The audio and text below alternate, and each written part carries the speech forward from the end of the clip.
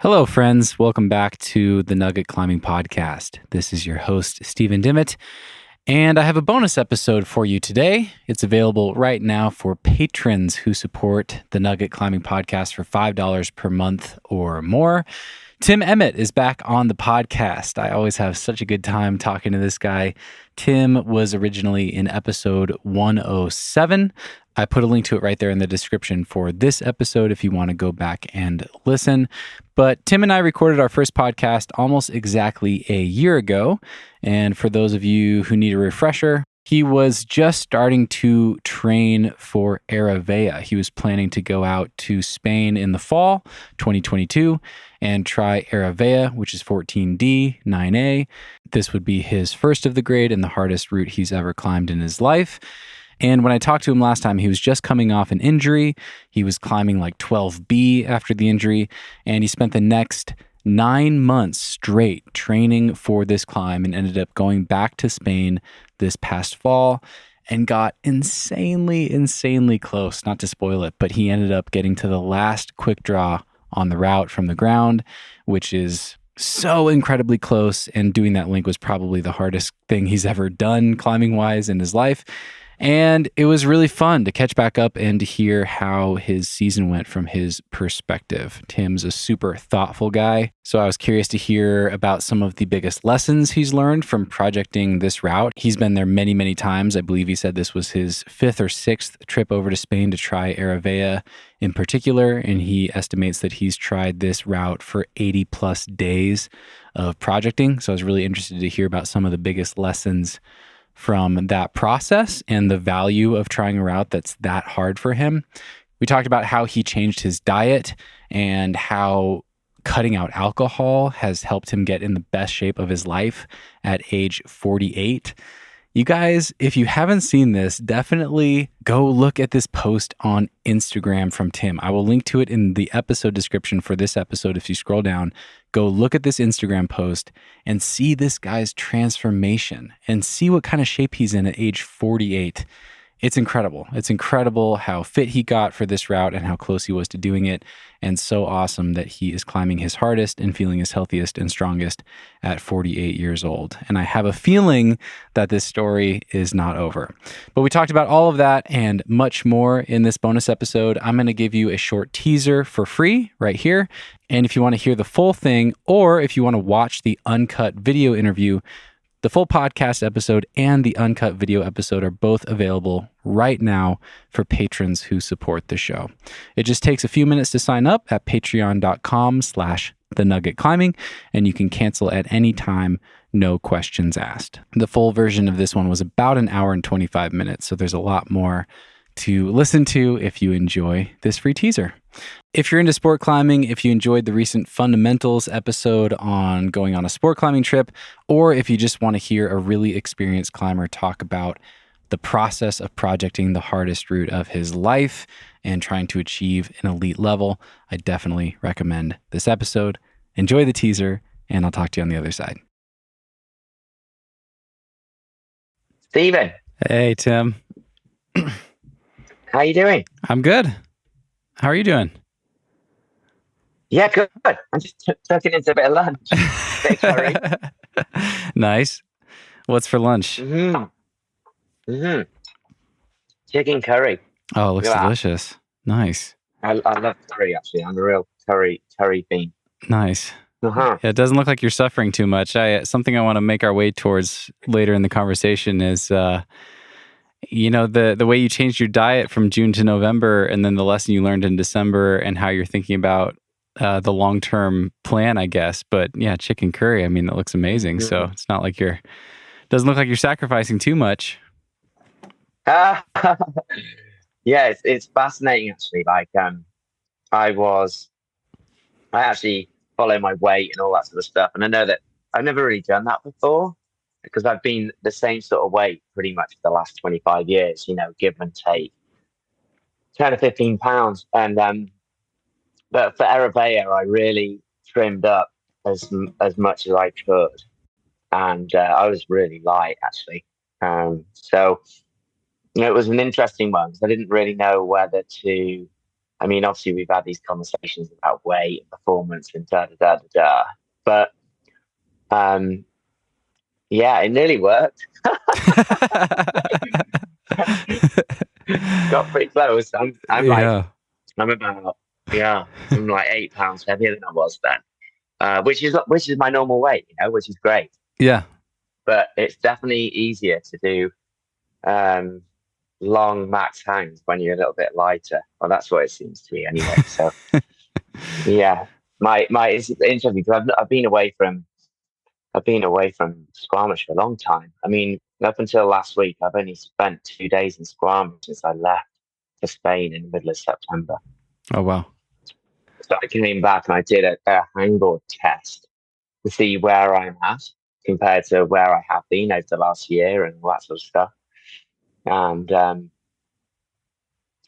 I'm way higher than I was when I started training, but I'm quite a long way underneath where I was when I peaked and I headed out to Spain. So, but it makes total sense. I mean, it's all good. Yeah, it's kind of normal, isn't it? That's something that took me a long time to learn in my own climbing is that, when you finally have those kind of breakthrough moments or seasons or performances or, hit new PRs on the hangboard or in training, that doesn't necessarily mean that you've leveled up to that level permanently. It's this little blip, it's this little peak performance, and then it's totally normal to and like necessary to drop back a few steps and let your body do that, and then eventually ramp up towards another peak. But it took me forever to learn that, and I learned it the hard way, of course. Hitting a peak and thinking, "Oh, I'm awesome now. This is great," and then just hitting the fingers when they were already tweaked and giving myself an injury, whatever it was. So.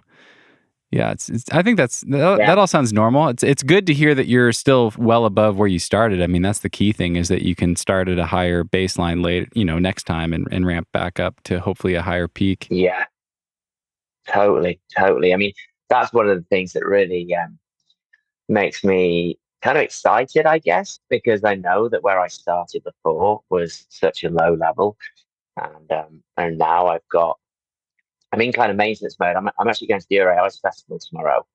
And I'm competing there. So I'm in like sort of ice climbing training mode. I'm going to Helmken the week after that. So, that's basically like hanging on your axes upside down for a long time, which is really different to climbing on Erebea, which is on small holes and it's very finger and endurance orientated. Whereas like climbing really steep upside down cave stuff with your ice tools, it's much more physical in the respect that it's really like biceps and shoulders and core. It's really aggressive, it's just like pure strength. Whereas climbing a steep 9As, more about sort of finesse and movement and momentum and particularly and very specifically finger strength. So you don't really need finger strength for doing really steep dry tooling and upside down mixed climbing. What you do need though is you need grip endurance. So you need to be able to hang on for a really long time with a high force on your fingers. Actually, I went mixed climbing yesterday just to like check out, see how it feels, and it's fascinating. I love the difference between these climbing styles. I mean, it always keeps it interesting. It's one of the reasons why I enjoy doing such a variety. Yeah, switching it up all the time. Yeah. Yeah, I like how you differentiated that. So people that are listening, they can't see Tim made a fist. It's like he's grabbing an ice tool. When he was talking about the grip, strength, endurance, I guess. And it's an interesting thing. I'm curious to hear if you think that plays back into your climbing at all, because something that this is going to sound really funny to say, but in the last couple of years, living on the road, getting away from Smith Rock and climbing in more steep areas, like here in Waco, where I'm at now, or in St. George, Rifle, my jug strength has gotten way better in the last couple of years. And it sounds ridiculous, but my jug strength, like my ability to hang on to like a huge hold, I just like before when I lived at Smith, every time you hit a jug on the wall, you have like, whatever the percentage is, 60% of your weight on your feet, even if they're tiny little feet, it's just not that steep. And climbing, like in the cathedral in St. George or here in Waco, it wasn't just an endurance thing. It was like holding onto a jug in a roof with a lot of weight on my hand. I could tell this is just taking like way too high a percentage of my hand strength. And it's like I can't even really build much endurance on top of it because it just like the holding on is too hard. And anyway, I'm kind of wondering if all your dry tooling over the years in ice climbing has helped with that. I'm imagining like getting a big jug on Aravea and being able to get it all back because your hands are so there strong. Aren't any big jugs on Aravea. The best jug on Aravea is like a back 3-finger slot. Just about get your fingers into, and that is it. Okay. And you know what? I didn't even rest there. I wasn't even resting at the rest. I was like, you know what? I'm just trying to get up stuff for crutch before I get pumped. So I didn't even use the rest on Aravea when I was trying to do it. I just went straight past it, kept going. But anyway, that's another story. Just to go back to what you were saying about does that help my jug strength, I guess. Well, what I've noticed in the past is in the winter when I'm training for mixed climbing and steep winter climbing, I get really good at like doing big moves which involve your arms and your shoulders, but then my fingers get really weak. So whereas when I'm climbing on rock on my fingers and then I go into winter climbing, like my arms aren't very strong, but I can hang on poles. So this season, I'm basically doing max hangs twice a week for my fingers, and then I'm doing ice climbing training as well. So the idea there being that I really want to maintain my base level of strength on my fingers, and then be training on my tools as well. And it's quite fascinating. I've never done that before. I know that Dave McLeod's done that a lot, and it's one of the reasons why I'm doing it, actually, because I understand a little bit more about the specificity and what you need to do to be able to maintain or increase different aspects in your climbing, depending on what sort of climbing you're doing. So what I'll do now in my training, for example, is when I'm going to do a winter climbing training session, I actually warm up as if I'm rock climbing, and then I do my max hangs on my fingers, and then I'll get into my mixed climbing training tools, all that sort of stuff. Or depending, well, I mean, there's a few different things here, but like the other thing I'll do is do my warm up, do my hangboard training, and then I'll climb on my fingers until my skin's trashed. And then when when you've been climbing so much, you just can't hang on the holes anymore because your skin's so sore. Then I put my gloves on and then spend the rest of the session on my tools, because it's just totally different. It's like moving the focus away from your fingers, because at the end of the day, generally, your fingers are the weakest component in your makeup, right? Unless you're a really small person who's very, very light. But generally, the weakest part of your body are your fingers and your forearms. So to be able to climb like that and then get onto your tools and then you focus on your biceps and your shoulders, it's totally different. It sounds like a really smart combination. Yeah, and the great thing about, the amazing thing about trying to maintain, if you're doing something like this, is it just takes so much less effort to maintain than to get stronger, so you can just kind of put it on the back burner and keep the max hangs just kind of ticking over. So that sounds smart. Mm-hmm. Yeah. Thanks. It sounds really smart. Let's back up a few steps, man. Oh, go ahead. Sorry, what were you going to say? Oh, yeah. No. Well, I was just going to say, like, one of the benefits of getting older is that hopefully you get a little bit wiser. Yes, and then I'm hoping to steal all that wisdom and share it with everybody on the podcast.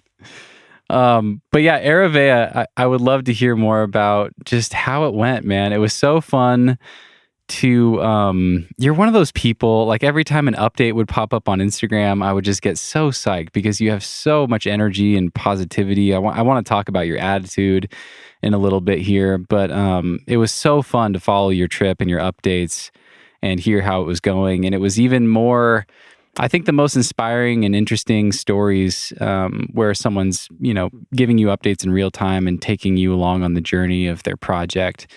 it's even more interesting when it doesn't work out because it's such a relatable experience, and not everything is this perfect hero's journey with a great, a great game-winning touchdown at the end, so to speak, like in the movies or whatever. So it was so fun to follow along with that. I really appreciate that you took the time to Thanks. make all those updates for us. And I guess I'll just start by asking, how'd it go from your perspective? Like now that you've had some time to reflect back on the trip, how did this round of attempts go? Yeah, it was. It was. How can I summarize this? I mean, in a nutshell, for those of you that don't know what was going on, I trained for 9 months to try and get up to a level where I could consider doing RFA, which is 14D. And I started off training and I was climbing like 12B, I think, when I started training at the beginning of those 9 months. Because you had just come back from an injury, is that right? Mm-hmm. And the best part of last year was that I was able to train all that time without getting injured because I knew it was going to be a big training mission. I mean, I've never trained for 9 months before. Yeah, that's wild. wild. I managed to get super close to Erevan. Like I didn't climb it, as many of you might know. I got to the last quick draw, but I did increase my. I just turned my body into something which it really wasn't like 9 months before, and that in its entirety is really, really motivating for me. And it really shows me that at 48, I mean, I'm going to be 49 next month, that if you make if you're really psyched and motivated and you're disciplined and you're consistent, you can do some pretty amazing things, and I think that's probably the biggest takeaway that I got from that experience, even though I didn't climb the route. So, the other thing that happened that really blew me away, and I wasn't expecting it, is when I was belaying Angelo, my Colombian friend. He's the first Colombian climber to climb 9A, Oh, and that's he's got so a few of cool. them. But like Angelo and I first met in 2017 because I heard that he wanted to try Arabea and I wanted to do it. So we basically teamed up, and we've been trying to climb it ever since together. And although he lives in Margaret, we've literally just been going for it for the last 5 years. I've been there 6 times now, and he's waited for me every time I went there, if you see what I mean. So, like, over the time period when COVID was here and I didn't go to Margaret for 3 years, he didn't. I mean, he went on Arabea 2 or 3 times, but that was it, really. And Wow. it's been a real journey for the two of us. And he did it. He totally did it. And I was belaying him. And it was such a powerful experience, like so much so that I just totally burst into tears. Like I was just crying, like, and I've never experienced that in my climbing life, apart from once, but in a very different situation. I was in the Himalayas and I was on like day 6, and I was actually knackered, and I was like crying because I was so sad. But with this, I was so happy for Angelo, and I just couldn't believe that after. I mean, it was like we spent 80 days each. It's like 80 days each. I mean, honestly, 80 days each at least over 5 years, and he just kept going. Yeah. And he kept going, and he looked like he had it, and I'm like, oh my gosh, I think he's going to do it, and he did it, and I just was like an emotional wreck. Wow. And it was amazing. And it was just like, I don't know. I think we put a lot of effort into that route. And Angela, I don't know. I mean, people talk about grades, and here are the facts. Some people think that RFA is not 9A, and maybe it is, maybe it's not. But the once you get over the crux, so once you get over the roof and you get a no hands rest, the next 21 moves, Angelo is pretty sure that's 8C. And I actually put this out on Instagram to get people's opinion, and it came back that 2 people thought it was really hard 8C or maybe 8C plus those 21 moves. And with Angelo, he only in the first 5 years of him climbing on the Aravea, and he's climbed 198 and 3 or 4 HC pluses. He'd only done that section once. Wow. Just that section alone? He'd never been able to do. He'd never been able to do that link, apart from once. And I think that bit in its own right is pretty tricky, really. I mean, I think hard HC or maybe soft HC plus, and then after that, you still got like, how many moves you got to do? Quite a few. It's probably like 35 moves from there to the top.